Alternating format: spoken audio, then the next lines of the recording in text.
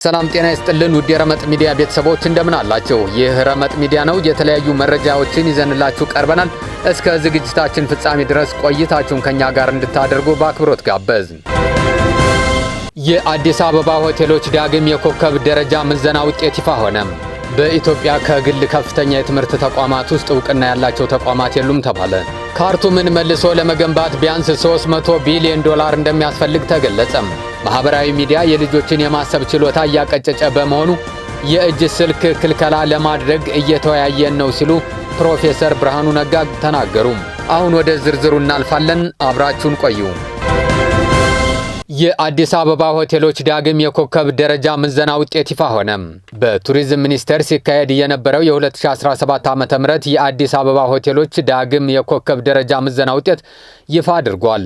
በምዘናው የ40 ሆቴሎች ውጤት ይፋ ያደረገ ሲሆን ከባለ 5 ኮከብ ደረጃ እስከ ባለ 1 ኮከብ ደረጃ ያገኙ ሆቴሎች ደረጃው ተሰጥቷቸዋል። መግለጫውን የሰጡት የቱሪስት አገልግሎቶች ብቃት ማረጋገጥና ደረጃ ምደባ መሪ ስራ አስፈጻሚ አቶ ታሪኩ ደምሴ በንግግራቸው የቱሪዝም ሚኒስቴር የቱሪስት አገልግሎት ሰጪ ተቋማትን ደረጃ የመወሰንና ተፈጻሚነታቸውን የመከታተል ስልጣን እንዳለው ጠቅሰው ምዘና ከተደረገላቸው ከ40 ሆቴሎች ውጤት ውስጥ 34 ሆቴሎች በዳግም ደረጃ ምዘና የተደረገላቸው ሲሆን 6 ሆቴሎች አዲስ የተመዘኑ ሆቴሎች መሆናቸውን ጠቅሰዋል። አክለውም በመዲናችን የነበሩ የባለ 5 ኮከብ ሆቴሎች በተጨማሪ 3 ሆቴሎች የባለ 5 ኮከብ ደረጃ አግኝተዋል ያሉ ሲሆን አዲስ ከተመዘኑ ሆቴሎች መካከል 2 ተጨማሪ ባለ 4 ኮከብ ሆቴሎች ተቀላቅለዋል ብለዋል። በሌላ በኩል በዳግም ደረጃ ምዘና ከነበራቸው ከኮከብ ደረጃቸው የወረዱ ሆቴሎች ቢኖሩም የተወሰኑ ሆቴሎች ደግሞ ከነበራቸው ደረጃ ከፍ ያሉ ይገኙበታልም ሲሉ አክለዋል። በምዘናው ላይ የሚኒስቴር መስሪያ ቤቱና ከክልሎች የተውጣጡ የባለሙያ ቡድኖች በማደራጀት እንዲሁም በሁሉም ዘንድ ታማኒነት እንዲኖረው በታዛቢነት 6 የሙያና የሆቴል ዘርፍ ማህበራት በሂደቱ እንዲሳተፉ ተደርጓል ብለዋል። በአዲስ አበባ ባለ 5 ኮከብ ደረጃ ያገኙ ሆቴሎች ሀያት ሪጀንሲ ሆቴል፣ ስካይላይት ሆቴል፣ ሸራተን አዲስ ሆቴል፣ ኤሊሌ ኢንተርናሽናል ሆቴል፣ ካፒታል ሆቴል፣ ራዲሰን ብሉ ሆቴል፣ ማሪዮት ኤክስኪዩቲቭ ሆቴል፣ ጎልደን ቱሊፕ ሆቴል፣ ሂልተን አዲስ ሆቴል፣ ኢንተር ሌግዠሪ ሆቴል፣ ኔክሰስ ኢን ሆቴል ናቸው። ማህበራዊ ሚዲያ የልጆችን የማሰብ ችሎታ እያቀጨጨ በመሆኑ የእጅ ስልክ ክልከላ ለማድረግ እየተወያየን ነው ሲሉ ፕሮፌሰር ብርሃኑ ነጋ ተናገሩ። በትምህርት ላይ ያሉ ልጆችን ከዘመኑ እኩል እንዲራመዱ በማለት የምንሰጣቸው የእጅ ስልክና የሚጠቀሟቸው ማህበራዊ ሚዲያዎች የማሰብ ችሎታቸው እንዳይዳብር እያደረጉ ነው ሲሉ የትምህርት ሚኒስትሩ ፕሮፌሰር ብርሃኑ ነጋ ገልጸዋል። የተማሪዎች የእጅ ስልክ ከጥቅሙ ጉዳቱ ያመዝናል። የማያነብና የማሰብ ችሎታው የተገታ ዜጋ እንድናፈራ የሚያደርግ መሰናክል መሆኑን ልብ ልንል ይገባል ብለዋል። ተማሪ ከትምህርት ተቋማት እውቀት ሊሻ ይገባል ያሉት ሚኒስትሩ የማሰብ ችሎታው የዳበረና ምክንያታዊ የሆነ ትውልድን ማብቃት ማህበራዊ ኃላፊነት መሆኑን በኢቢሲ የዛሬቷ ኢትዮጵያ መሰናዶ ላይ ገልጸዋል። በመሰናዶ የዘርፉ ምሁራንና የሚመለከታቸውን አካላት ያሳተፈው መድረኩ የትምህርት ጥራት እንዴት እናስጠብቅ፣ ከገባንበት ስብራትስ በምን መልኩ እንጠገናለን የሚል ሐሳብ ተነስቷል። ፕሮፌሰር ብርሃኑ ነጋ የተማሪዎችን የትምህርት አቀባበል ሊረብሽ የሚችል በመሆኑ የእጅ ስልክ ክልከላ እስከ ማድረግ የደረሰ ቁጥጥር እንደሚደረግ በውይይቱ ላይ ጠቁመዋል።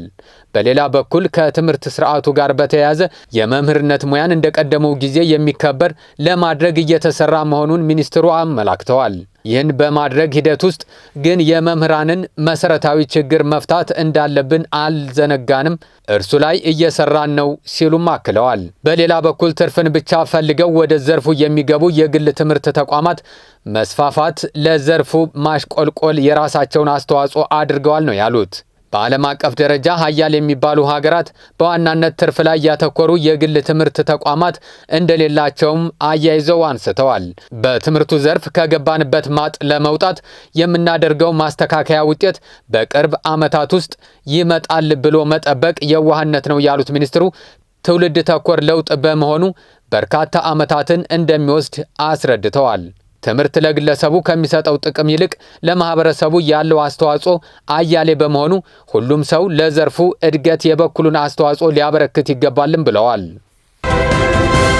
ካርቱምን መልሶ ለመገንባት ቢያንስ 300 ቢሊዮን ዶላር እንደሚያስፈልግ ተገለጸ። ከ2 ዓመታት በላይ የዘለቀው የሱዳን ጦርነት በመሰረተ ልማቶች ላይ ከፍተኛ ጉዳት ያስከተለ መሆኑን ሮይተርስ ዘግቧል።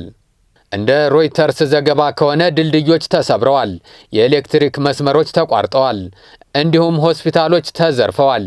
የመጠጥ ውሃ ብዙ ቦታዎች ቀርቷል።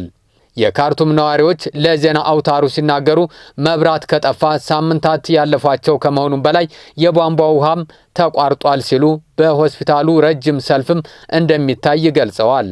በካርቱም ብቻ ባለፈው ሳምንት ከ2000 በላይ ሰዎች በኮሌራ መያዛቸውና 172 ያህሉ መሞታቸው ችግሩን የሚያሳይ መሆኑን የጠቀሰው ዘገባው የሱዳን ባለስልጣናት ካርቱምን መልሶ ለመገንባት ቢያንስ 300 ቢሊዮን ዶላር እንደሚያስፈልግ ማስታወቃቸውን አስረድቷል።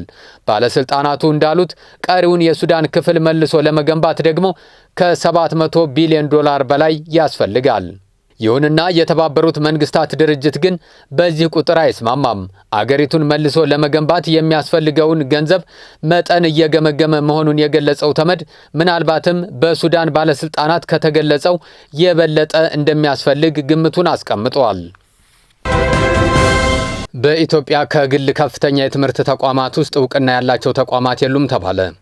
በኢትዮጵያ ከግል ከፍተኛ የትምህርት ተቋማት ውስጥ ፈቃድ እንጂ እውቅና ያላቸው ተቋማት አለመኖራቸውን የኢፌዴሪ ትምህርትና ስልጠና ባለስልጣን አስታውቋል። ሁለቱን ከተማ አስተዳደሮችና 14ቱንም ክልሎች አጠቃሎ 375 የግል ከፍተኛ የትምህርት ተቋማት የሚገኙ ሲሆን እነዚህ ተቋማት ፈቃዳቸውን ከኢፌዴሪ የትምህርትና ስልጠና ባለስልጣን የሚወስዱና የሚያድሱ እንደሆነም ነው የተገለጸው። ታዲያ እነዚህ ተቋማት የሚሰጡት ከዲግሪ ጀምሮ ያለው የትምህርት ደረጃ በዓለም አቀፍ እውቅና ያለውና በተማሩበት የትምህርት ዘርፍ የትኛውም ሀገር ላይ ሄደው ድጋሚ የሄዱበት ሀገር ትምህርት መማር ሳያስፈልጋቸው መስራት የሚያስችል አይደለም ተብሏል። ይህ ለምን ሆነ? ተቋማቱን ዓለም አቀፋዊ እውቅና እንዲኖራቸውና በእነዚህ ተቋማት የሚማሩ ተማሪዎችም በዓለም አቀፍ ደረጃ ተስተካካይ እንኳን ባይሆን ተወዳዳሪ መሆን የሚያስችልም የትምህርት ደረጃ እንዲኖራቸው ማድረግ ለምን አልተቻለም ተብሎ ለተጠየቀው ጥያቄ ምላሽ የሰጡት የኢፌዴሪ ትምህርትና ስልጠና ባለስልጣን የተቋማት ቁጥጥር ምክትል ዋና ዳይሬክተር አቶ ቢኒያም ኤሮ ይህን እውቅና ለመስጠት በመጀመሪያ ተቋሙ በዓለም አቀፍ ደረጃ እውቅና ሊያገኝ እንደሚገባ ገልጸው እስካሁን ግን እውቅናውን አለማግኘቱን ተናግረዋል። በዚህም ምክንያት በኢትዮጵያ የሚገኙ ሁሉም የግል ከፍተኛ የትምህርት ተቋማት ፈቃድ እንጂ እውቅና ገና ያልተሰጣቸው ናቸው ተብሏል። ተቋሙም ከዓለም አቀፍ ደረጃ ሰጪ ተቋም ገና እውቅና እንዳልተሰጠውም ተገልጿል። እሱን ለማግኘት እና እውቅና ያላቸው የትምህርት ተቋማትን ለማፍራት ስራዎች እየተሰሩ መሆኑም ተነግሯል። አሁን ላይ ተቋሙ የግልም የመንግስትም ትምህርት ተቋማትን በአንድ ለመቆጣጠር የሚያስችለውን ስራ እየሰራ መሆኑንም ነው የተገለጸው።